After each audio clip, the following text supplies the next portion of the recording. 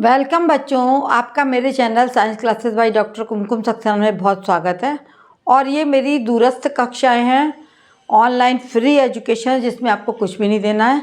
आज मैं पढ़ा रही हूँ कक्षा 9th का 10th चैप्टर गुरुत्वाकर्षण, है ना, ग्रेविटेशन एंड ग्रेविटेशनल फोर्स। इसके बारे में मैं आपको बताऊंगी और ये इस चैप्टर में जो कुछ भी होगा उसको बिल्कुल क्लियरली आपको समझाया जाएगा। केवल आपको बैठ के केवल देखते रहना है और समझना है कि गुरुत्वाकर्षण क्या है। ब्रह्मांड जो है किसको कहते हैं? जो हमारे चारों ओर का वातावरण है उसको हम ब्रह्मांड कहते हैं। तो ब्रह्मांड में उपस्थित कोई भी दो पिंड जो हैं वो हमेशा एक दूसरे की ओर आकर्षित करते हैं, एक दूसरे पर एक आकर्षण बल लगाते हैं। इन दो बलों के बीचने वाला बल ही क्या कहलाता है? Gravitational force. क्या बोलते हैं इसको? Gravitational force. ग्रेविटेशनल फोर्स या गुरुत्वाकर्षण बल, इसको क्या बोलते हैं? ऊपर लिखा हुआ हिंदी में ग्रेविटेशनल फोर्स, है ना। तो कोई भी पिंड होगा वो अवश्य आकर्षित करेगा, एक दूसरे के ऊपर एक बल लगाएगा जिसको हम ग्रेविटेशनल फोर्स कहते हैं। और इस घटना को हम क्या कहते हैं? गुरुत्वाकर्षण या ग्रेविटेशन। इस घटना को हम क्या बोलेंगे? ग्रेविटेशन या गुरुत्वाकर्षण इस घटना को कहा जाता है। और जिस बल से पृथ्वी हर वस्तु को अपनी ओर आकर्षित करती है, पृथ्वी द्वारा लगाए हुए इस बल को हम कहते हैं फोर्स ऑफ ग्रेविटी। क्या बोलते हैं? Force of gravity. Force of gravity, ये बल पृथ्वी हर वस्तु पर लगाती है। यही कारण है कि कोई वस्तु ऊपर से नीचे की ओर गिरती है या हम कोई चीज़ ऊपर फेंकते हैं तो पृथ्वी के गुरुत्व के कारण, गुरुत्वाकर्षण बल के कारण वो वस्तु नीचे की ओर आके गिर जाती। चाहे वो गेंद हो या कोई भी वस्तु अगर आप ऊपर उछालेंगे, गुब्बारा हो, तो वो बाद में नीचे की ओर आ जाएगा। क्यों? क्योंकि पृथ्वी एक उसके ऊपर एक अपना गुरुत्वाकर्षण बल लगा रही है। उस बल के कारण ही वो वस्तु जो है नीचे की ओर आती है। और इस बल को, ग्रेविटेशनल फोर्स को, सबसे पहले किसने व्याख्या की? न्यूटन वैज्ञानिक ने इसकी व्याख्या की। तो इसको कहा गया गुरुत्वाकर्षण का सार्वजनिक नियम। इसको क्या बोला? Newton gravitational force of law, गुरुत्वाकर्षण का सार्वजनिक नियम। इसको समझने की कोशिश करिए आप। गुरुत्वाकर्षण का सार्वजनिक नियम कहा गया इसको। नियम के नाम से इसको जाना गया। और ये किसने बनाया था? ये नियम न्यूटन के द्वारा दिया गया था। तो न्यूटन का ही लॉ है ये, Newton's gravitational force of universal law of gravitation. इसको क्या बोला गया? Universal law of gravitation. Universal law of gravitation इसको कहा गया। ठीक है, तो आपको समझ में आ गया होगा ये किसने दिया? ये न्यूटन नाम के वैज्ञानिक ने दिया। और इसको उन्होंने गणितीय रूप में इसकी परिभाषा दी है कि F बराबर, इसका है F बराबर G m1m2/r2। ठीक है, ये इसको आप, इन्होंने गणितीय नियम से समझाया कि माना दो पिंड हैं m1 और ये है m2। ठीक है, इनके बीच की दूरी कितनी है? इनके बीच की दूरी है r। इनके डिस्टेंस कितना है? ये डिस्टेंस r है इनके बीच में, है ना। और ये एक m1 है, दूसरा है m2 बल है। और फोर्स इनपे F फोर्स लग रहा है, ये और ये भी F फोर्स एक दूसरे की ओर आकर्षित हो रहे हैं। पिंड जो है वो एक दूसरे की ओर आकर्षण बल लगा रहे हैं। तो इसको किस तरीके से उन्होंने व्याख्या किया कि इस नियम के अनुसार ब्रह्मांड के दो पिंडों के बीच कार्य करने वाला आकर्षण बल किन किन चीज़ों पर निर्भर करता है?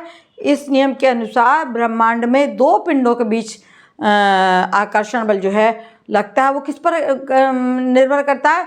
पिंड के द्रव्यमानों के गुणनफल के समानुपाती होता है ना। दो पिंडों के बीच लगने वाला बल, दो पिंडों के बीच लगने वाला बल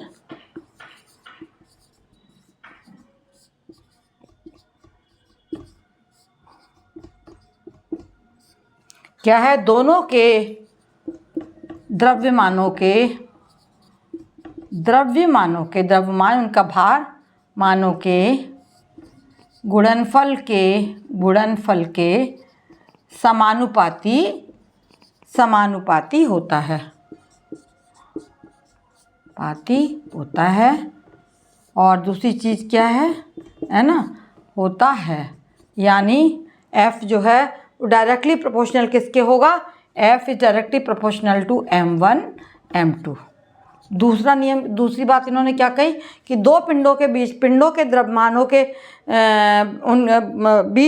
पिंडों के बीच आकर्षण बल जो लगता है वो उनकी दूरी के व्युत्क्रमानुपात, वर्ग के व्युत्क्रमानुपाती होता है। दो पिंडों के बीच कार्य करने वाला बल उनके बीच की दूरी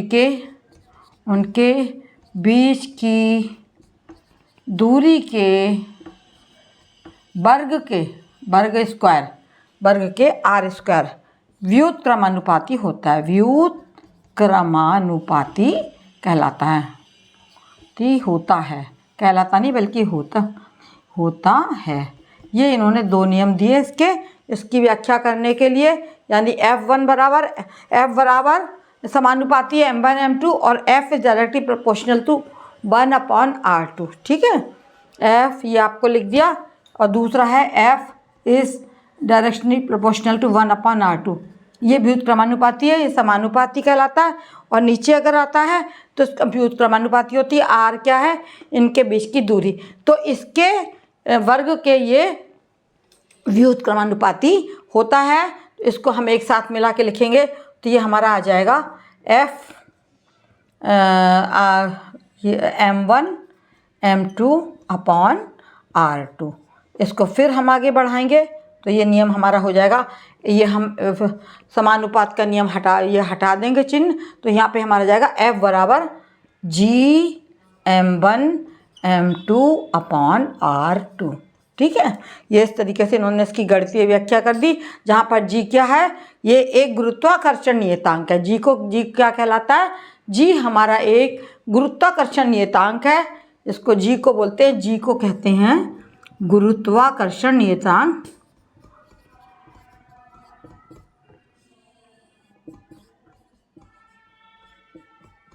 ये गुरुत्वाकर्षण नियतांक कहलाता है हमारा G जो है। और ये आपके बीच में जो मैंने गुरुत्वाकर्षण का सार्वजनिक नियम रखा है वो आपको गणितीय भाषा में समझा दिया गया है, इसको समझ लीजिए। और ये गुरुत्वाकर्षण जो नियतांक होता है वो बहुत सी चीज़ों पर निर्भर करता है। ये पिंडों की प्रकृति, समय, ताप क्या पे निर्भर करता है, ताप, पिंडों की प्रकृति,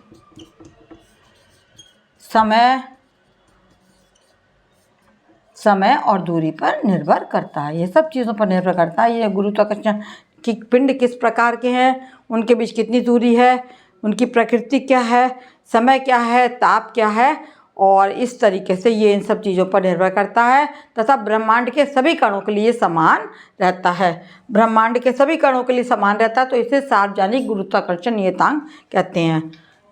इसको कहते हैं सार्वजनिक गुरुत्वाकर्षण नियतांक।